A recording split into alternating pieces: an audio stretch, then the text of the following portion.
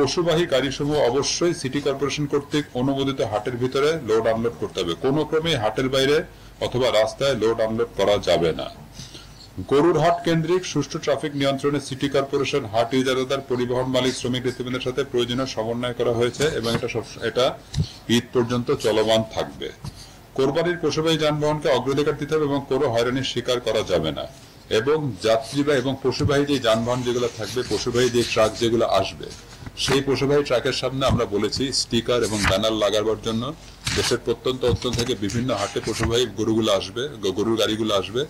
যেই গরুর গাড়ির সামনে যেই স্টিকার লাগানো থাকবে, যেই হাটের নাম লেখা থাকবে, যেই হাটের বিবরণী থাকবে, সেই গরুর গাড়িকে আমরা সেই হাটে ডাইরেক্ট করবো। কোন অবস্থাতেই মাঝপথে বা অযাচিতভাবে কেউ গরুর গাড়িকে থামাবে না। এবং দ্বিতীয়, এই ব্যাপারে যদি কেউ আইনের ব্যত্যয় হয় তাহলে আমরা তাদের বিরুদ্ধে প্রয়োজনীয় ব্যবস্থা গ্রহণ করব।